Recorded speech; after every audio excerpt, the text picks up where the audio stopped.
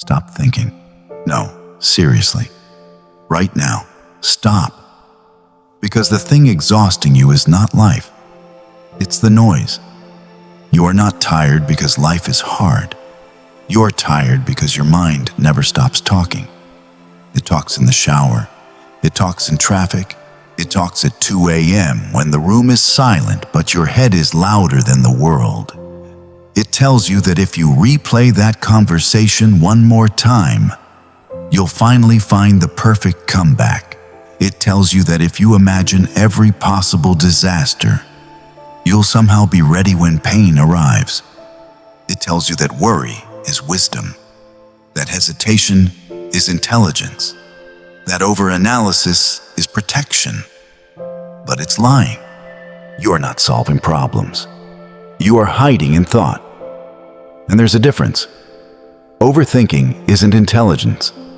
It's fear wearing a tie and pretending to be logic. And the worst part? After a while, you stop calling it fear. You call it being careful, being deep, being responsible, being the kind of person who thinks things through. But if all that thinking was helping you, you would be peaceful by now. Instead, you're restless, second-guessing, mentally crowded, afraid to choose, afraid to act, afraid to rest. So today, we burn that habit to the ground. Not with fluffy advice, not with just be positive, but with Stoic rules forged in exile, grief, war, humiliation, and uncertainty. Because the Stoics understood something most people still haven't learned. A disturbed mind does not need more thoughts. It needs discipline. It needs perspective. It needs silence. And by the end of this video, your mind won't be quiet because you forced it to be.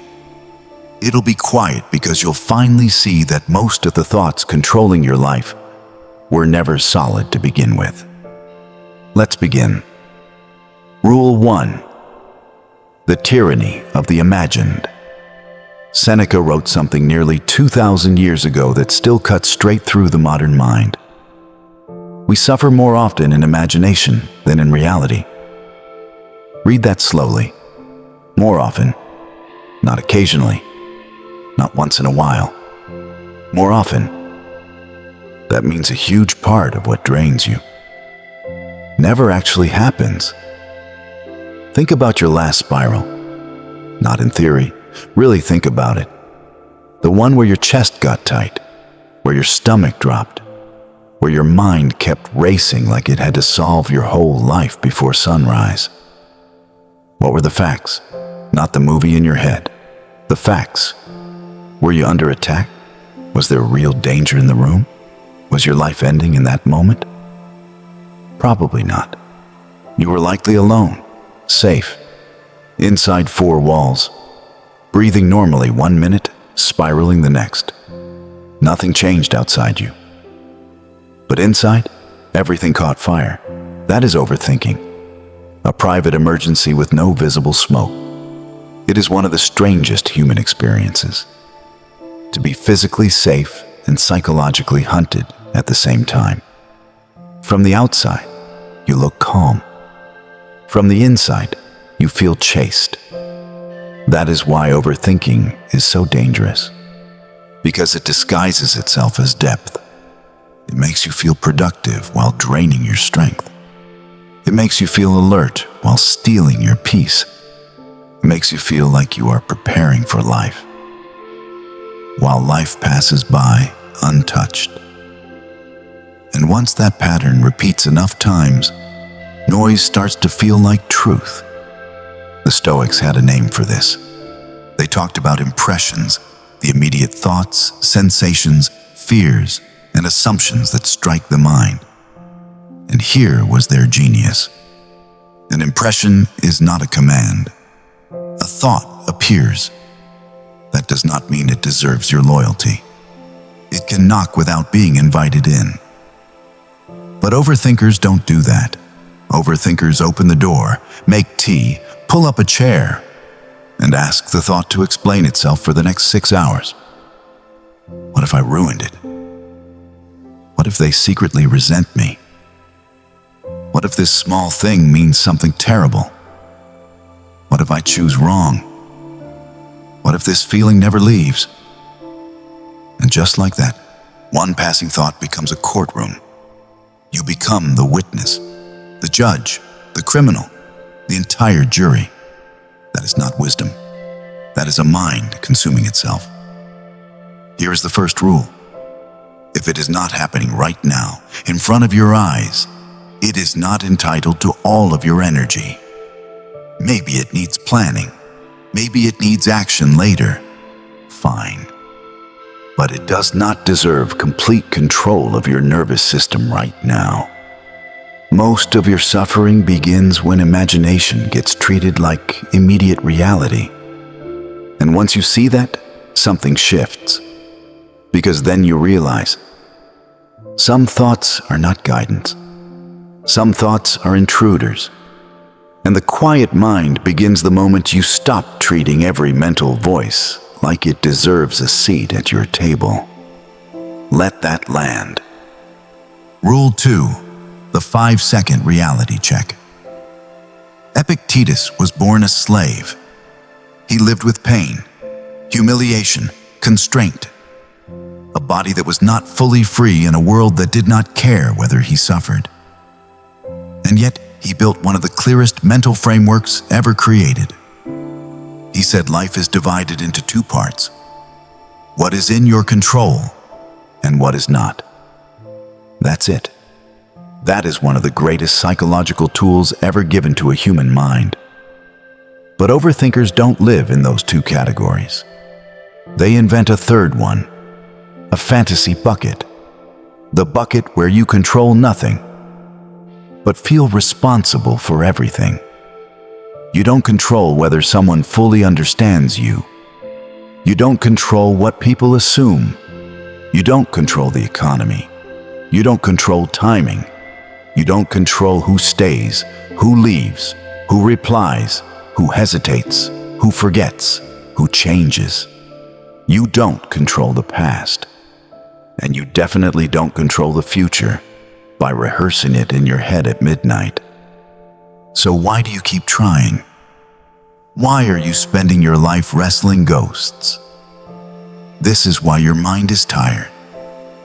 Because it keeps trying to dominate what was never yours to command. The overthinking mind always wants certainty from uncertainty. It wants guaranteed outcomes from a changing world. It wants permission to relax only after it has mentally secured every possible future. But life does not make that deal.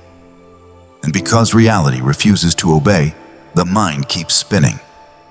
So here is your new reflex. When the spiral starts, don't argue with it for 20 minutes. Interrupt it immediately. Say, control, not control, that's it. Fast, clean, brutal, can you control it? If yes, act. If no, release. Not because it feels good, because it is true. The Stoic move is not to pretend uncertainty doesn't exist.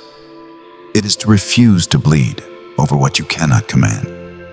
Think about how much pain would disappear from your life if you actually lived this way. No more trying to manage other people's private thoughts. No more trying to predict every consequence before making one honest move. No more acting like your job is to mentally supervise the entire universe. You have one real domain. Your judgment, your effort, your next action, your character in the moment. That is enough. In fact, that is the only place power has ever lived. Everything else is theater. And the moment you stop trying to grip the ungrippable, the mind begins to quiet. Not because life gets easier, because you stop making it heavier than it already is. Say it with me. I have done what is mine to do. The rest belongs to life. That sentence alone can save years. Imagine a man named Thomas. Quiet, smart, reliable. The kind of person everyone called thoughtful. And he was thoughtful. Too thoughtful. Thomas could turn a 3-second pause in a meeting into a 3-hour internal investigation. If someone replied with a period instead of an exclamation mark, he noticed. If someone looked distracted while he was speaking, he noticed. If he laughed too loudly, answered too fast, waited too long, phrased something awkwardly, he noticed. And then he replayed it. At night, his body would be in bed. But his mind was in yesterday's conversation, in next week's meeting, in a future argument that had not happened, in a disaster no one else could see. His wife once asked him something simple. "Are you even here?" And it hit him harder than any philosophy book ever had, because the answer was no. No, he wasn't there. He was never where his body was. He was in the past, revising. In the future, rehearsing. Everywhere except the one place life was actually happening. And that is what overthinking does. It doesn't just make you anxious. It steals your presence. It turns your life into a waiting room. So Thomas tried a Stoic exercise. Not to calm himself, to corner the fear. He asked, "What is the absolute worst thing that happens if I stop overthinking every little thing?" The answer surprised him. Maybe someone misunderstands me. Maybe I make a mistake. Maybe I look imperfect. Maybe something goes wrong. And then what? Life continues. That was the part that changed him. Not that bad things were impossible, but that they were survivable. So one night, he did something radical. He made a decision in 10 seconds. No extra review, no second loop, no late-night investigation. And nothing collapsed. No fire, no ruin, no cosmic punishment for not obsessing. That was the moment he began to outgrow the habit. Not because he defeated thinking, because he stopped worshiping it. And maybe that's what you need too. Not a new mind, just a new relationship with the one you have. Rule 3. The Marcus Aurelius filter. Marcus Aurelius ruled Rome while surrounded by war, plague, betrayal, political pressure, and death. He did not live in a retreat center. He lived in chaos. And still, he kept returning to the same truth. You have power over your mind, not outside events. Realize this, and you will find strength. That wasn't a quote for posters. That was survival. So here's the filter. Before you let a thought occupy your mind, ask 3 questions. 1. Is it true? Not, could it be true? Not, what if it's true?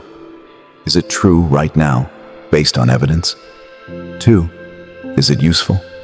Does this thought sharpen your character, or does it just feed your anxiety while pretending to be important? 3. Does it require action now? Not eventually, not hypothetically. Now.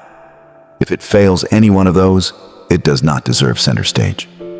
Dismiss it, not dramatically, calmly, like a salesman knocking on the door with nothing you need. Because most overthinking thoughts fail all 3. They are not true, they are not useful, and no action is required. But they arrive with emotion, so they feel urgent. And that is where people get trapped. Fear makes a thought feel intelligent. Shame makes a thought feel personal. Sadness makes a thought feel permanent. But emotion is not evidence.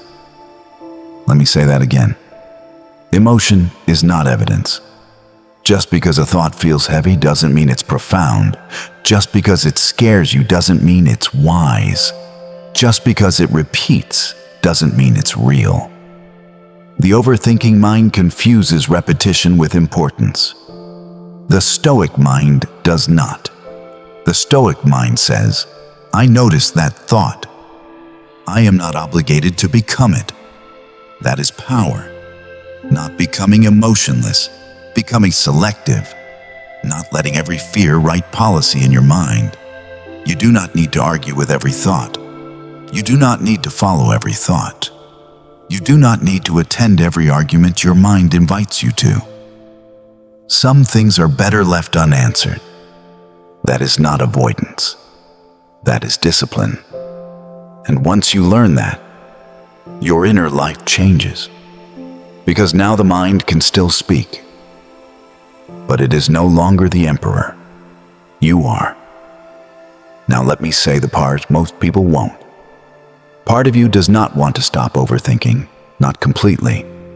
Because overthinking gives you something. It gives you the illusion of control, the illusion of responsibility, the illusion that if you just think hard enough, deeply enough, painfully enough, life will spare you. But it won't. Overthinking is not protection. It is a ritual, a superstition, a private little bargain with uncertainty. If I worry enough, maybe nothing bad will happen. If I mentally suffer first, maybe I can avoid suffering later. But that is not how life works. You are just borrowing pain from a future that may never arrive. And here's the hardest part. A lot of what you call confusion is resistance. You already know what the next step is. Make the call. Send the message. Set the boundary. Start the work. Leave the situation.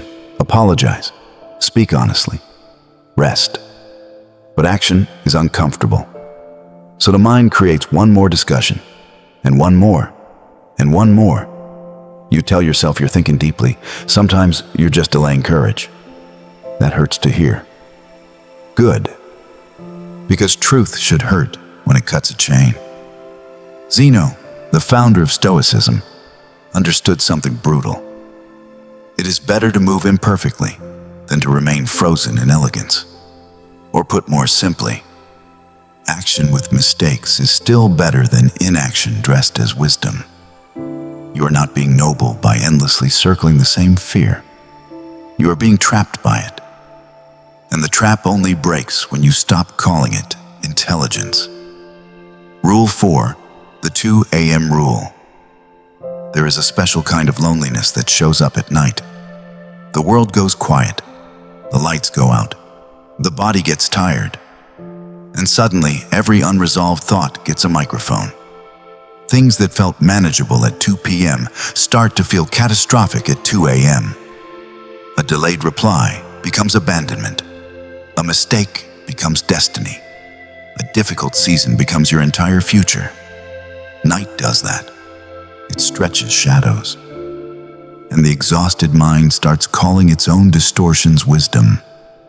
So here is a rule that will save you more often than you realize. Never try to solve your life after 10 p.m. Don't do it.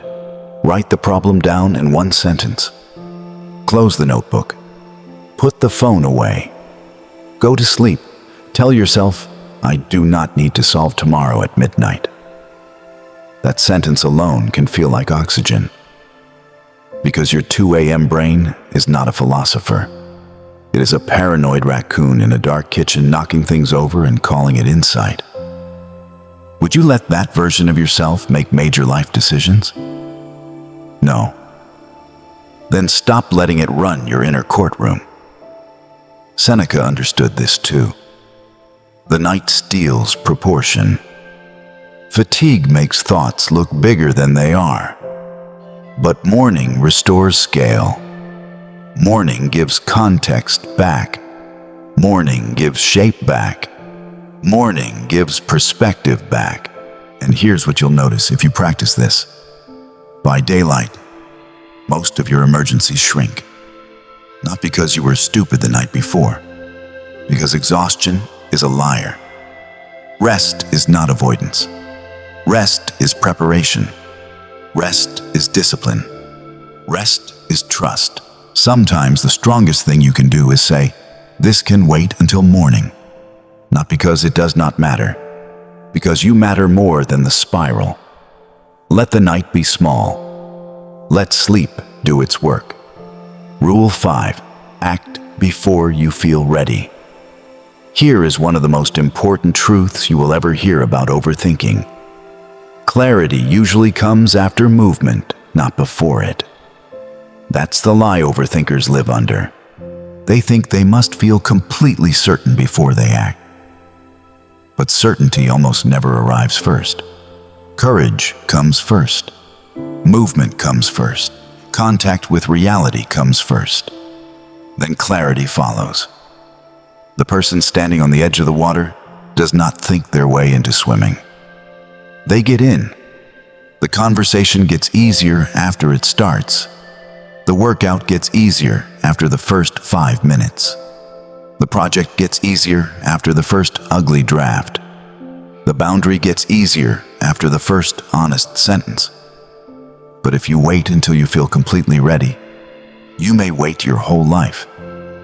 Because not ready yet is one of fear's favorite disguises. It sounds mature, responsible, measured. But often it just means this: I am unwilling to feel uncomfortable. And Stoicism has no patience for that kind of self-deception.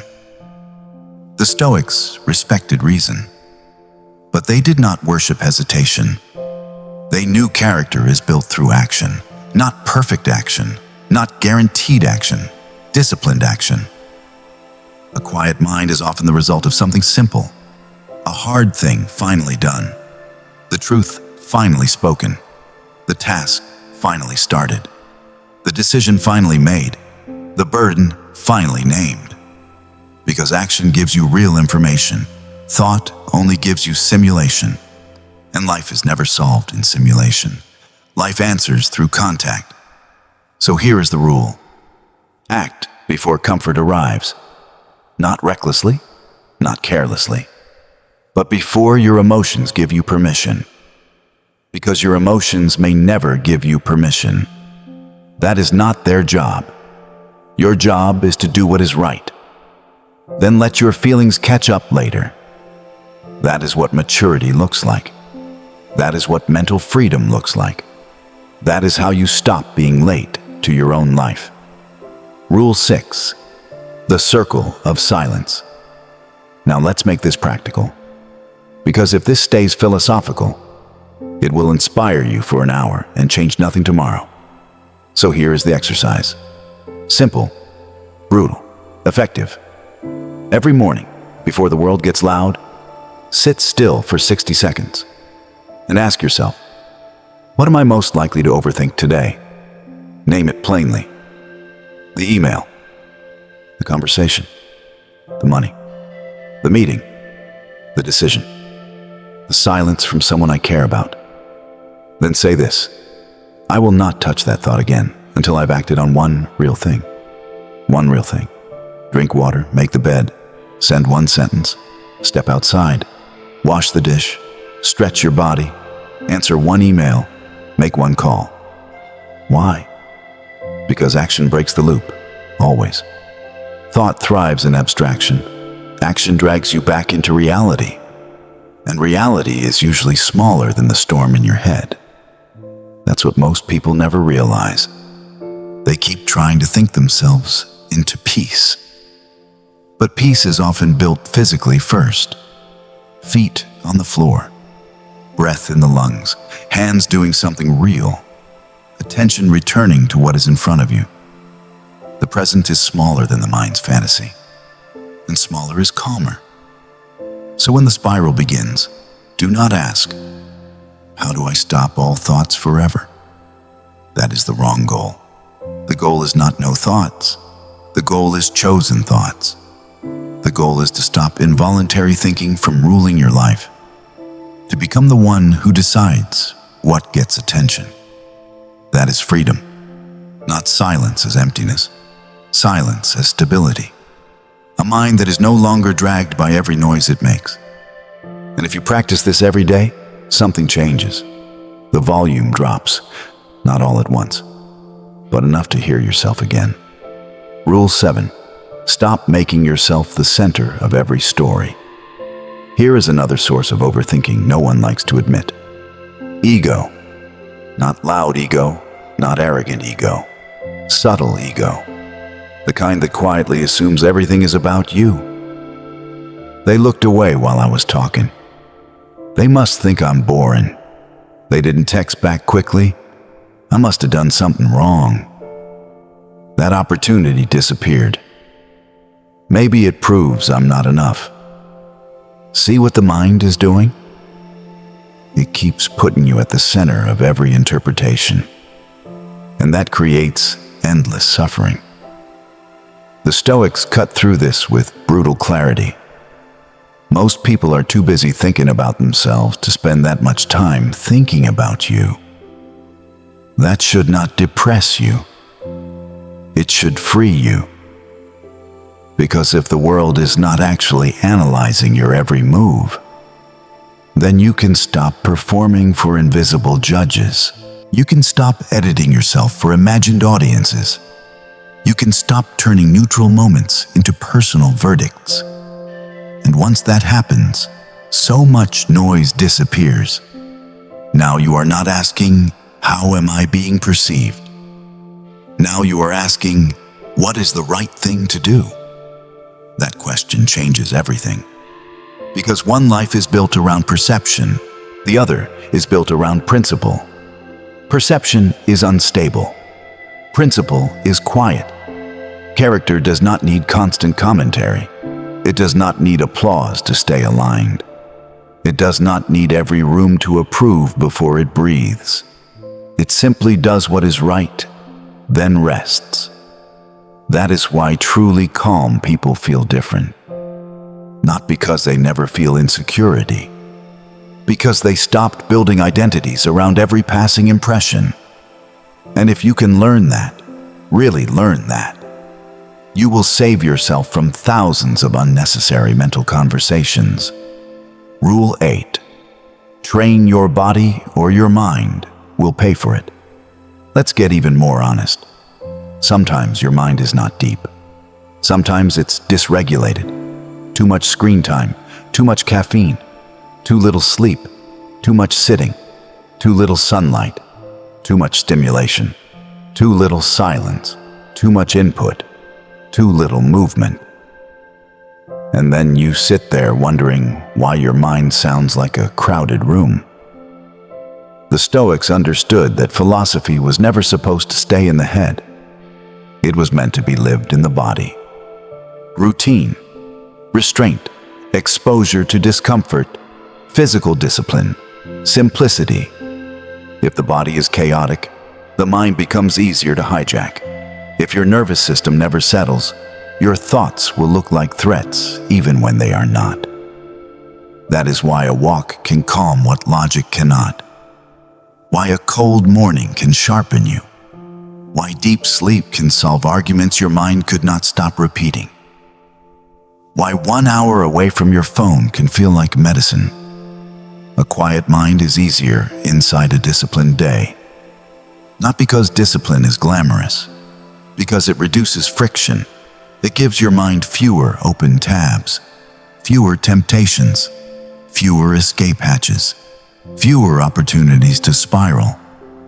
So if your thoughts are constantly racing, ask a less poetic question. How have I been treating my body? Because sometimes the answer is not another quote.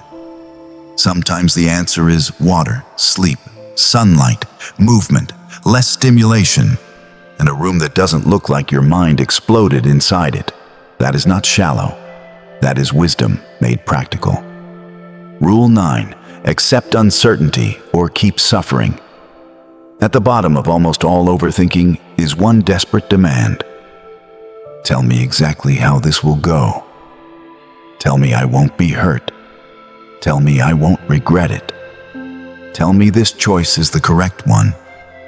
Tell me I can move forward without risk. But life does not give those guarantees. And the mind suffers because it keeps begging reality for promises it was never designed to make. This is where Stoicism becomes deep. Not inspirational, deep. Because the Stoics stopped bargaining with uncertainty. They accepted loss as possible, misunderstanding as possible, failure as possible, pain as possible. And strangely, that made them calmer. Why? Because resistance multiplies fear. Acceptance contains it. The moment you stop saying, "This should not be happening," something opens. Now you can say, "This is difficult. This is uncertain, and I will meet it anyway." That is strength, not denial, not passivity. Strength. A mature mind does not need guarantees before it moves. It needs character. That is why one of the strongest sentences you can ever say is this: "I do not know exactly what will happen. I know who I will be when it does." That is more powerful than certainty, because certainty can vanish in an instant. Character travels with you into every outcome. And once you understand that, overthinking begins to starve. Because now the unknown is no longer an insult. It is simply the price of being alive. So here is what all of this comes down to. You have been taught your whole life that more thinking means more wisdom, that worrying means you care, that obsessing means you are responsible, that endless analysis means you are serious about life. The Stoics would call that what it is: a lie. Thinking is a tool, not a god. And you have been kneeling before it for too long. Marcus Aurelius wrote something that every overthinker needs tattooed onto the inside of their mind. You don't have to turn this into something. It doesn't have to upset you.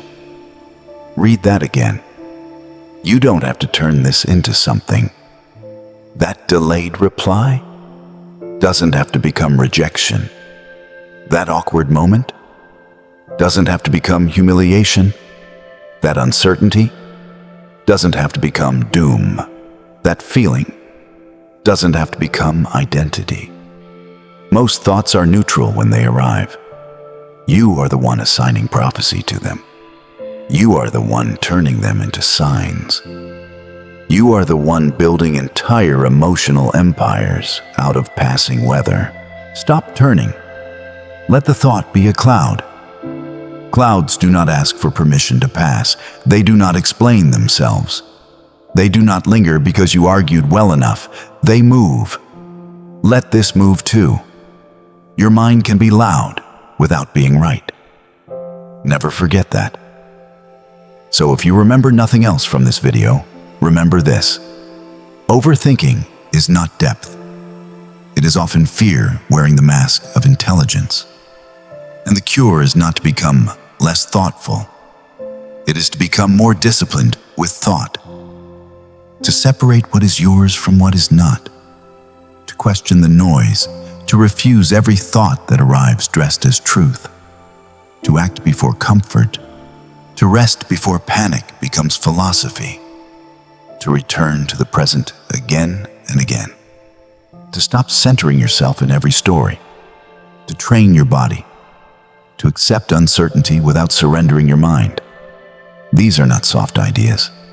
These are weapons. Use them, and your life changes. Not because reality becomes easier, because you stop joining forces with everything that tries to torment you from the inside. And if you practice long enough, something beautiful happens. The thoughts still come, but they no longer own the room. Fear still knocks, but it no longer enters like a king. The future is still uncertain, but your peace is no longer begging it for mercy. That is freedom. A quiet mind is not something you find. It is something you build, protect, choose, again and again and again.